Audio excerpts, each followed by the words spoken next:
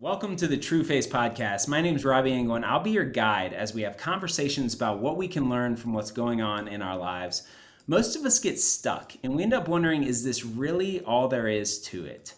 Here at Trueface, we wrestle with the question, what if God isn't who you think he is and neither are you? And our resources at trueface.org hopefully are helping you live into your true identity. The conversation today with Benjamin Windle is going to help you do that. Whether you're watching this on YouTube or wherever you're watching your podcast, like it, share it, subscribe it, and this one's going to be fun. So, Benjamin, it is good to have you on the Trueface Podcast. Welcome, man. How are you? I'm doing great, Robby. It's a real joy to be with So, you your and be with beautiful your listeners. accents indicates that you're from Australia, but you're actually in California right now. The family is now, what do you call yourself in California? Yeah. Californian? Well, I don't know if I'm going to call myself a Californian. I'm an Australian. But yes, born and raised in Australia, which is also Is it? the heavenly language. This is this is the accent we all have I in heaven. thought it was Scottish, but I might have been wrong. It's definitely not Scottish, man. So It's definitely y'all not in Scottish. Australia, do you know you have like it's just assumed like you have a cooler accent than other people? Is that just like a universal assumption? Well, there is a variety of Australian accents, and you've got to do a trip down under to experience that. So there is a spectrum of Australian accents, and some are more humorous than others. Some you would Yeah, struggle to understand what they're saying. yeah. The slang is so thick. That's So awesome. yeah, Now it's a lot of fun. you're a speaker, an author. You've been a pastor for over 20 years. You've been in ministry. You're a preacher's kid, right? That's awesome, and we can maybe Correct. process that. And a lot of your writing, teaching is content for Gen Z and millennials, which is what attracted me to you originally. And I got some thoughts on that. But you've been married to, is it Cindy for 20 years? Three sons. Correct. You've Yes. got all kinds of education, MBA from Dakin University, Stanford, MIT School of Management, and you've got a new book which I'm super excited about, called Good Catastrophe, and it's a blueprint for finding your way out of pain. It's a not a typical book. It's more of a no hold barred message on redemptive hope that will breathe new sunshine into your soul, which I love. And that title is pretty strong, man. I saw that and reached out to you because I said I want to learn more about this. I heard the book's coming up and it's launching in like a week. When this airs, it launches on April 18th. Good Catastrophe, Benjamin Windle. But how'd you come up with the name on that? That's a strong name. Well, the name is actually there is a story behind the name, and thank you for the kind introduction. The I went on a search, Robbie, for a word that captured a dual meaning, which was this: that good comes out of difficulty and challenges, and literally, I couldn't find an English word that where a single word means both of those things. And I looked in, I mean, my heritage is Greek. I looked at Greek, Spanish. I mean, I'm looking through different languages, but I came across a word from Heard of that guy. J.R.R. Tolkien called Say it again. catastrophe. Yes. The catastrophe. Now let me spell that for you. Catastrophe. That prefix EU literally means good catastrophe. So in Tolkien's writings, Lord of the Rings, Hobbit, and so forth, you'll actually see this theme. And if you've even watched the movies, you'll be able to think and go, oh, I saw that. He had this concept that when things looked the bleakest, when people were at their lowest, it was at that point where there was a turn towards the good. And he put that into a word, a single word. You Catastrophe. I love the tension of that because for me, it articulated what I'm trying to describe within this book, that pain and hardship and challenges are not our enemies. They're not things that we should eliminate or even can eliminate, but in fact, God uses the challenges and the difficulties in our life to truly make us who we are. I saw that you're coming out with a book, and so I started doing the rabbit trail of learning about you, because we do not have a relationship. This is the first time I've had a guest on the Trueface podcast, Benjamin, that like I don't know, Yeah. we don't go back, I don't know as well or deeply. And so this is a risk. If this is terrible, you're probably not gonna. We're just not gonna air it. But if you're listening to Yeah. this, that means this guy's a real deal. Because I started doing the rabbit trail of some of your teaching and who you are, and I just became a fan pretty quickly in your reframe with optimism and hope out of this good news of the gospel. Particularly, you've spent a lot of time speaking and thinking about millennials and Gen Z and how the church can change. And you've been a pastor in Australia, which is so helpful for me and us in the West, because a lot of guys like you or John Mark Comer or Tim Keller, it feels like you're prophetic because you're speaking to a reality that feels right around the corner with such clarity. But it's just because Comer's in Portland, Keller's in New York City, and you're in Australia. You're like a decade ahead of where we are. And so your insights into the church, how we can lead for the next generation. I did a binge on some of your old podcasts and some of your writings, and I'm like, this guy gets it. And your insight and passion for that. Can you, before we get into Good Catastrophe, tell us about like what can we learn as in the Western Church of the U.S., say, from what you're seeing and the correlations of what you're seeing and noticing after being a pastor in Australia, which feels like, and you might correct me, how far ahead of you, and are we on the path to learning from you and being like you? Yeah. Come Interestingly, on. I also pastored in Portland, Oregon for a number of years. So moved from Portland back to Australia and pastored there. And yes, Australia is a highly secularized society. So I think, yes, there are degrees of your context shapes your message. And when you're wrestling with things as a pastor, it forms things within you. But I think in the West in general, like in the last 6 to 12 months, it has reached a tipping point where we've had that collective light bulb moment to go, oh, things have just changed and they're not going back. And I think that raises a lot of questions for those of us that are passionate about things like the local church and Christian ministry. But for me, it's more personal even than just my journey as a pastor. I'm a millennial myself. I was raised in it. I'm a pastor's kid. I've been around it my entire life. So, for me, when I read that 2/3 of kids that are raised in the church walk away from the church, I'm like, well, that's my family. That's my siblings. That's my Christian school I was raised in. That's my youth group. It's my observation that those numbers are very real. And that certainly has become a passion of mine because, Robby, for me, if I was to condense down just one thought for you on this, it's this, that our challenge and our enemy is not that culture out there is changing so much. And we're very good at focusing on that as Christians, like, oh my goodness, look at what's happening in the world. Most people are not, young people are not walking away from church because of what's happening out there. They're reacting to church culture. They're reacting to a leadership style that they've been raised in. And so a lot of it is internal. So I address it from both of those approaches that, hey, on one hand, I'm a millennial. I'm speaking to my own culture, my own generation.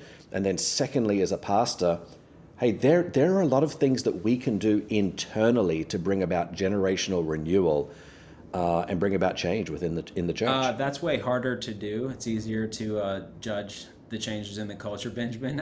Much easier than going, what needs to change in me and the leadership in my church and how I can be a part of that.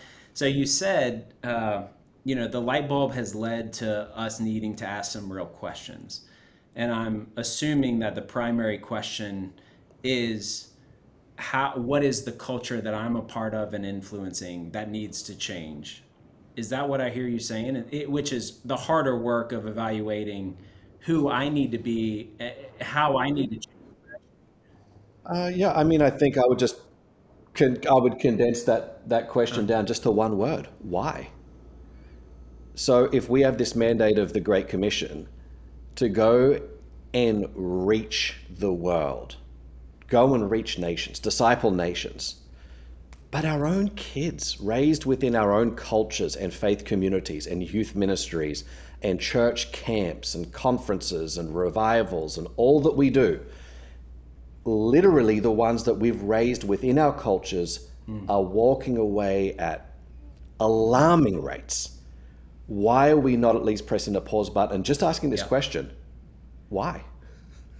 Why? What do you see? Why is it happening? Unpack for us some other questions that we could be asking about that why.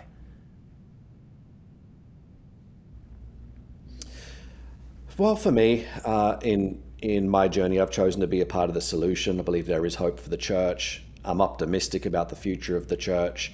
I think God is in control. The local church is needed more now than ever.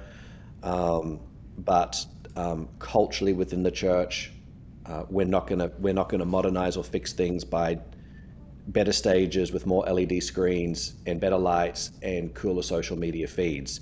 We have to look deeper. We have to get into culture. We have to get into things like theology.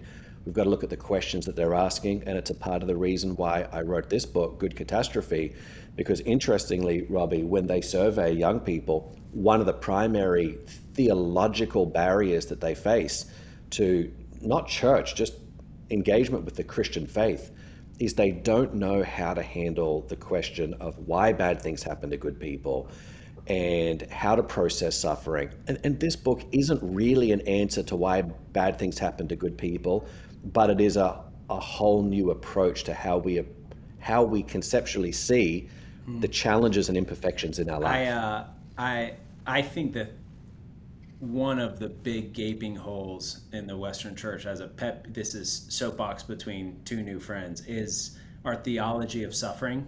And we have spiritualized blessing as meaning no suffering, and that therefore an assumption that if bad things happen, it's not a blessing. And God's going,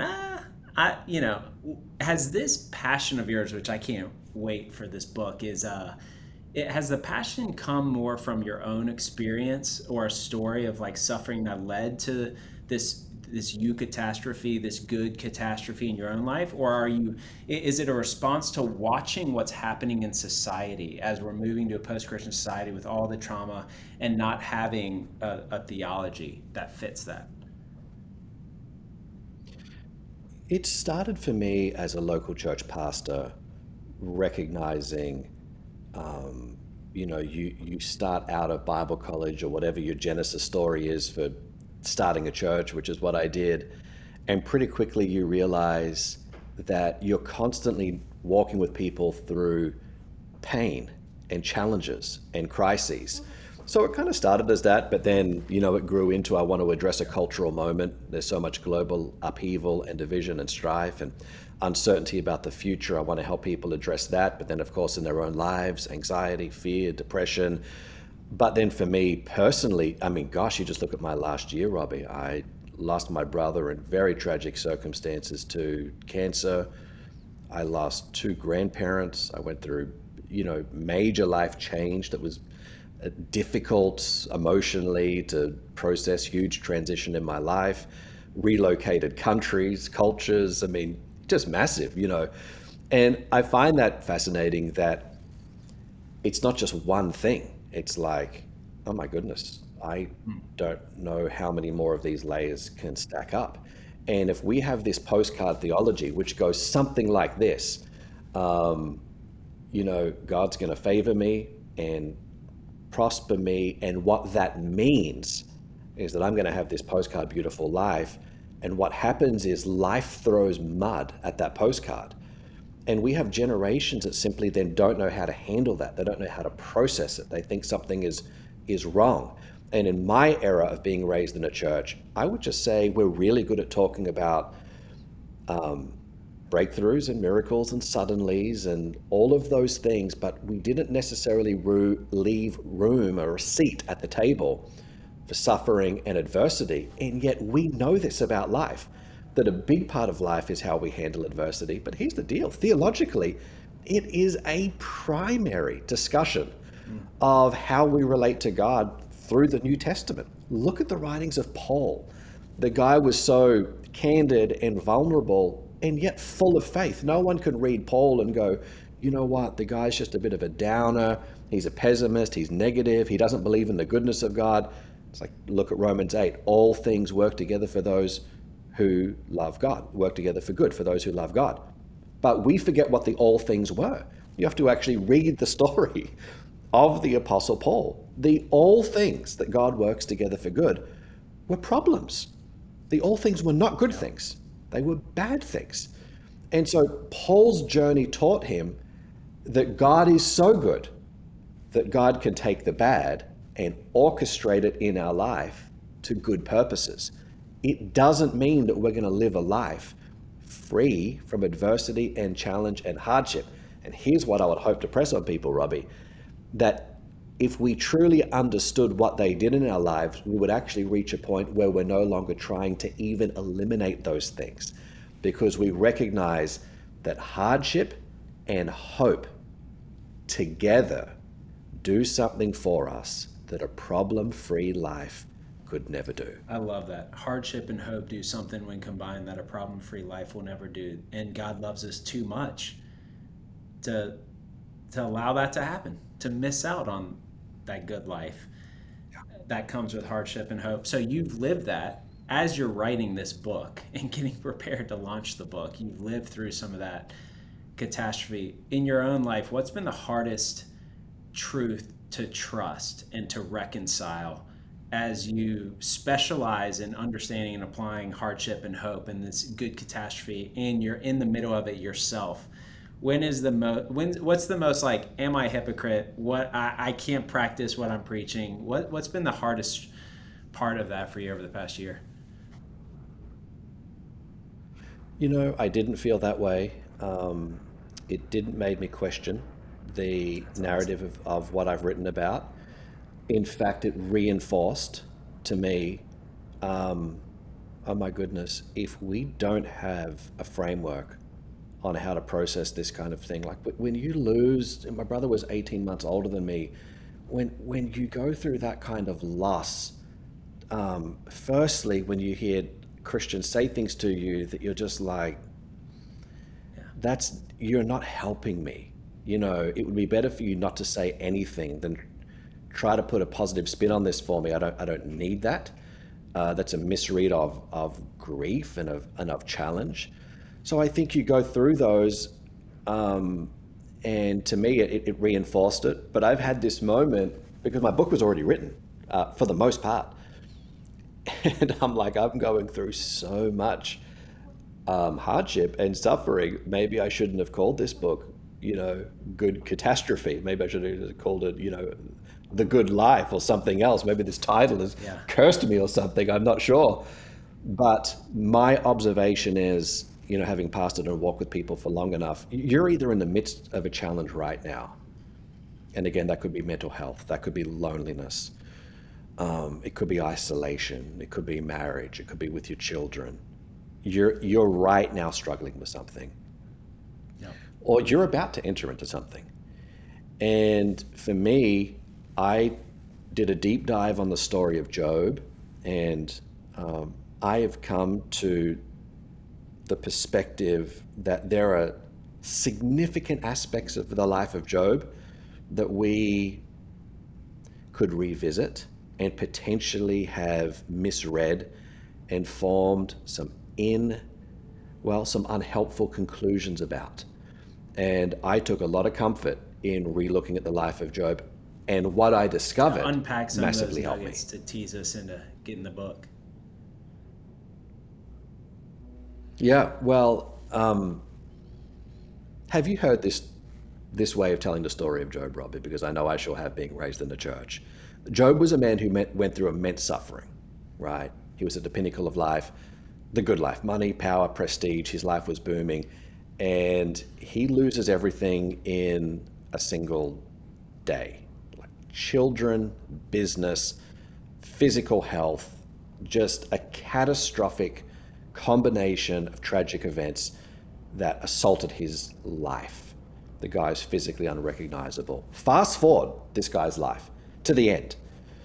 And it seems like the guy gets it all back. He ends with more children and more money and better business. And so the telling of the story goes something like this. If you're going through pain and challenges and have hope in God, God will give it all back to you. He'll fix the postcard. And in fact, you'll get double the blessing and double the increase and double everything. I've come to resist that telling of the story. One of the main reasons for that is, firstly, Job did not get back what he lost. Job lost 10 children. I have 3 sons. Robbie, you can't come to me one day and say, hey, I got a trade for you. Yeah. Like, what's the trade? You're like, you give me 3 of your children and I'll give you 6. Like, well, yeah, mathematically, if we're talking about money or trading real estate, that makes sense. But these are my children. You can't give me 3,000 other children to replace my 3 children. They're my sons. So Job did not get back what he lost. What hope enabled Job to do was to dream again and rebuild his life when he didn't get the outcome that he wanted. And that's one of the misnomers about hope. Hope is not there to magically erase every challenge or problem. Hope is the force that enables you to reach into your most difficult moments, your greatest challenges, your deepest pains, and turn those things towards your greatest growth. Hope is there for those situations that knock you to your knees, fill your eyes with tears, the situations that you thought, am I ever going to be able to recover from this? Live again, rebuild, laugh again. Hope takes those and redeems it towards the purposes of God, where we're able to look back, much like when I talk to my grandparents, they say this, and say, the things that nearly broke me, caused me the most hardship, are literally the things that made me who I am as a human being. That's what hope is. Tell us more about what hope looks like in the middle of the struggle. Like for those of us in the middle of the suffering or a wound, hope's annoying to hear sometimes in ways that some Christians say it, which is not what you're saying. Hey, have hope, your brother will be in heaven, and like spin it positively. When we are in grief or in trauma or in catastrophe or suffering, or others are, how do we communicate and lean into what hope is in our own lives and for others? What if we described all of those things as a fire? What happens when the fires hit? Tragedy, hardship, and so forth. Well, in Australia, we have a lot of eucalyptus trees. They are the prevailing species of tree. And not that long ago, there was a forest fire where I live. And afterwards, the ground was covered with, just black ash, smoldering, smoke still in the air. And you know what? It wasn't but a few months before I visited the same patch of land and there were all these green shoots across this burnt out, charred land. So I did a study on eucalyptus trees. I'm like, oh my goodness, how was there like 1,000 new trees here, right? And I found that their seed capsules actually open when they're burned. And their seedlings thrive in freshly burned, ash-rich soil. So there is a species of eucalyptus trees that the coating around the seed has to be melted by fire in order for it to germinate. So here's the deal. It's not just a story of surviving fires. It's better than that. It's that the fire is necessary in order for the potential to be birthed. And I think for those of us right now that are going through a fire, it's recognizing that my mission here is not just surviving this ordeal. It's knowing that with hope, God is going to take this ordeal, and there are seeds that will only be unlocked. There are components of who I am as a human being, how God created me. There are dimensions and layers to who I am and chapters of my future that are only unlocked and germinated because of this fire. It's not that we start to enjoy the fire, but we do start to embrace some of life's challenges in a bit of a different way. And you know what that produces? It produces this magical, very special quality called resilience. And particularly younger generations are in massive need of that quality. What else does it look like when we get this right? When we have hope in the middle of suffering and difficulty, the byproduct of that is resilience. What does that look like in our hearts, and what framework for those of us in that spot right now of trying to have hope and trying to be resilient in the middle of suffering? What framework or encouragement would you have for us in that spot? I've come to view life's challenges like a bicycle. There are two wheels. One wheel are the good things in life, and one wheel are the bad things in life. And I used to think, you know what, I can be truly happy and filled with joy when just everything in my life is great. My family is great, my marriage is blessed, I'm of perfect health, right?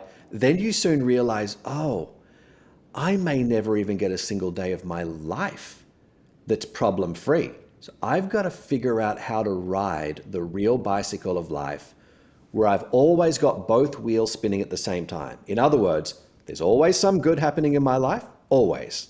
There's something to be grateful for. There's something to thank God for. And chances are, there's always some kind of imperfection that I'm facing in my life. So instead of delaying my happiness and gratitude and joy until that negative is removed or that problem resolves itself, what if I get on with riding the bike and recognizing every day of my life is going to be it's an alloy. It's a mixture of challenge and goodness. Both coexist, and that coexisting, and here's the key, has a symbiotic relationship. They're not actually opposite ends of the spectrum. And that's why if you just even took out a napkin, Robby, a helpful little exercise for people, and you write out like, here are the hardest moments of my life and the biggest challenges I've gone through.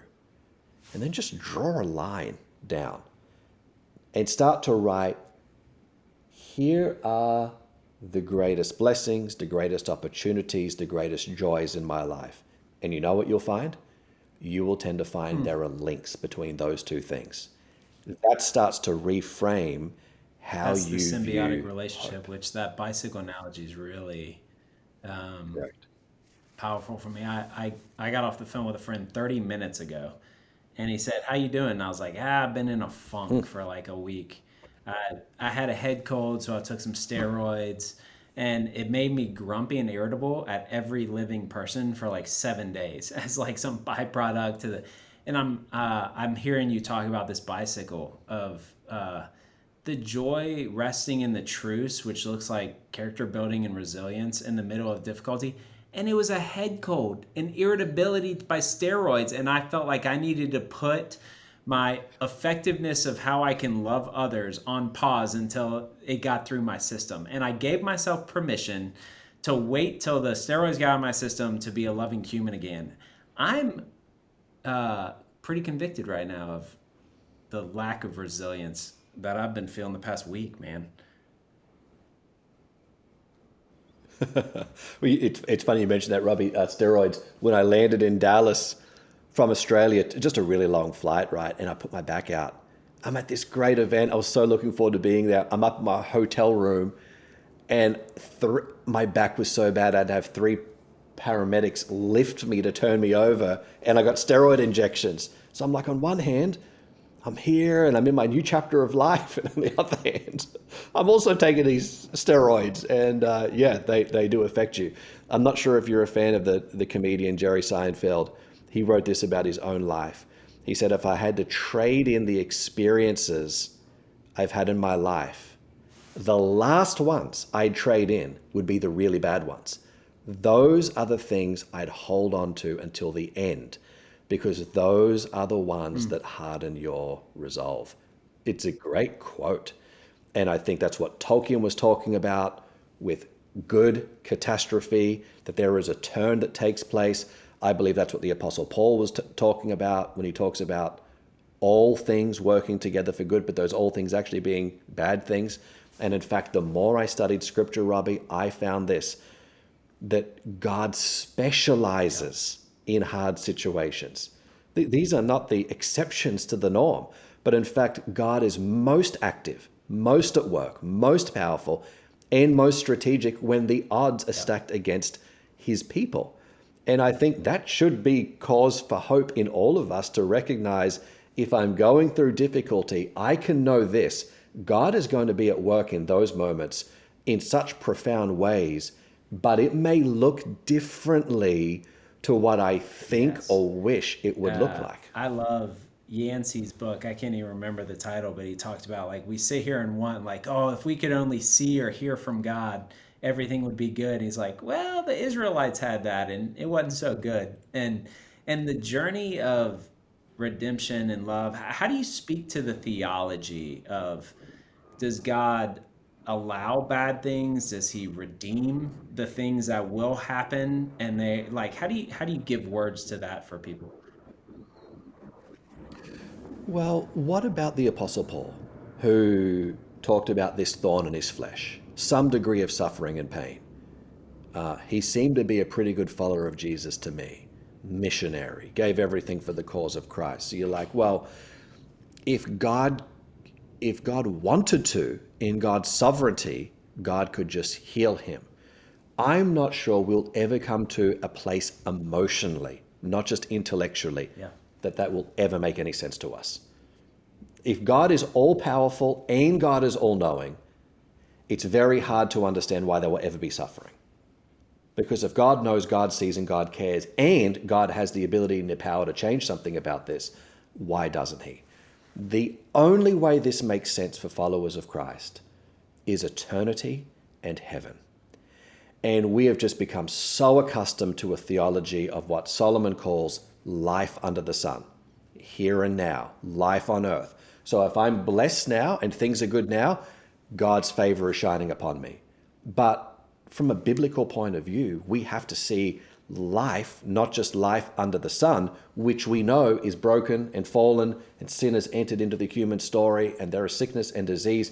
We have to see the broader redemptive curve of the narrative of what's in Scripture and the story of God, that eternity and heaven, to me, is the only place I've been able to find some degree of being able to reconcile that within myself.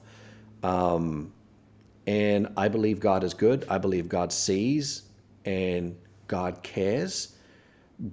But I think it will only ever make sense to us on the other side of eternity. And that especially relates to people that have been through true tragedy.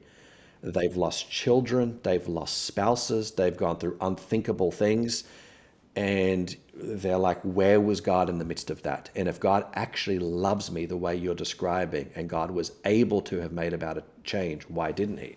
But one quick little example, Robby, going back to Tolkien, because some of this comes full circle. He contracted a debilitating fever. November 8, 1916, he's in the trenches of World War I, catches a debilitating fever, he's going to die. He's sent back to England from the war because he has a debilitating fever. So where's God in any of that, right? Except that all of his friends that he was fighting with, his school friends on the battlefield, almost all of them died in the war. And his life was saved. His life was saved through the catastrophe that he went through of catching the fever. So I think even there in some of the micro narratives of our lives, we don't know how God weaves some of the difficulties that we've been through and how he uses those things to be a help and a blessing to others. We wouldn't have one of the greatest literary giants of the 20th century without Tolkien contracting a fever.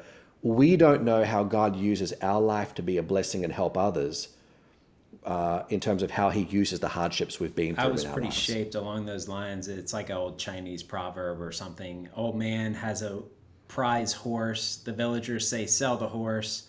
He says, no. And then his son rides it, breaks his leg, and he goes, see, this is what happens. You should have sold it. And he goes, I'm not saying this is good or bad that my son broke his leg.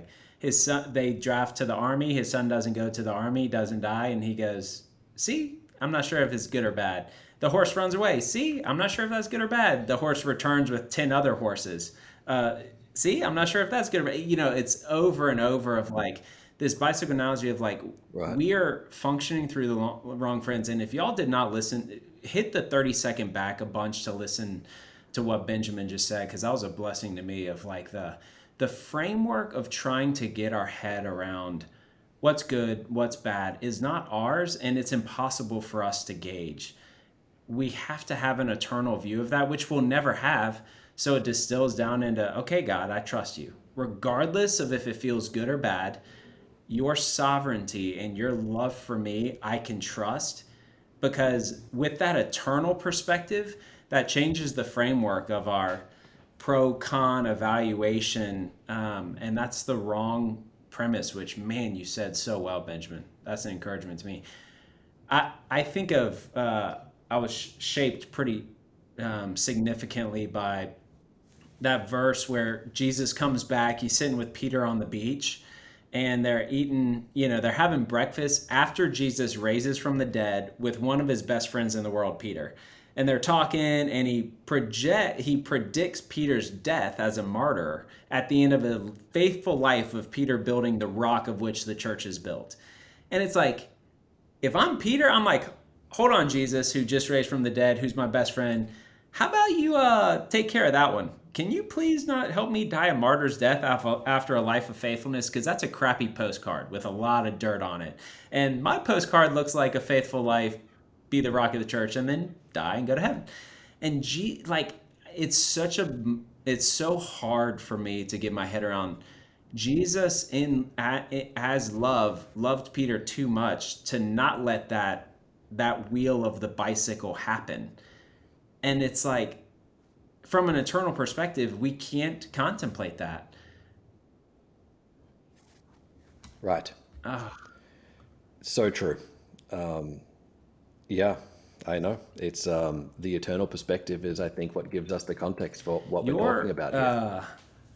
your passion out of your own experience for the next generation of Gen Z and millennials, which y'all listen to some of Benjamin's old stuff. Is your white paper still out? How do we get your white paper on Gen Zs and millennials? Yeah, yeah. Just head over to Benjamin Windle, WINDLE.com, and love you to check out some of Your the thought leadership on resources there. how we love and honor and serve the next generation as the church has been really cool for me the past few weeks as I've done a deep dive into your stuff. And watching how you've married a sensitivity and an empathy and a love for Gen Z and millennials with this good catastrophe framework that we can apply hope in the middle of suffering, which is the bottleneck for Gen Z and millennials on how they see God. This is he fair or not? And the outcome of that being resilience, which is also an opportunity and a need for all of us in these times of change, especially the next generation. Um, I see what you're doing. Right. It's all coming together, Benjamin. I love your strategic passion for the next generations and speaking truth to what I need to hear. So thanks. Yeah, well, the CDC just came out with a report. I think it was 56% of teenage girls said they felt a constant sense of hopelessness and sadness. These numbers are just overwhelming. People are saying Gen Z, they're the hopeless generation. There's so much pessimism. They look to the world and the future and they're not excited like we were when we were kids or teenagers. Like, I've got a dream for what the future holds. And I am stirred by that because there is a generation that desperately needs hope, but the narrative that we put around hope needs to make sense for the new world. And our old scripting around that just kind of, you know what, believe in God and everything about your life is, kind of going to be picture perfect. We've got to present a grittier message which is going to help them navigate a lot of complexity, a lot of cultural challenges, a lot of social needs. And that's why returning to the story of Job is so helpful, because we know this man kind of did everything right. We know that in the story of Job. He kind of did everything right. And he went through the deepest form of suffering that we read about, bar the cross of Jesus in the scripture. So I would encourage Gen Z and millennials, hey, true hope is not hype. And if you felt like hope is actually hype and that's just a church pumping you up, no. Hope is one of the most profound, potent elements of the nature of God to work in our life. And no matter how bleak things look, hope can turn up. We talk about the trifecta of the Christian faith. Faith, hope, and love. We're good at talking about faith. We're good at talking about love. We need to start talking more about hope. Amen. Let it be so. Benjamin, this was a ton of fun. Y'all go to benjaminwindle.com, get his book, Good Catastrophe. And dude, we'll have to have you on here again. This was a lot of fun. Stay the course, man.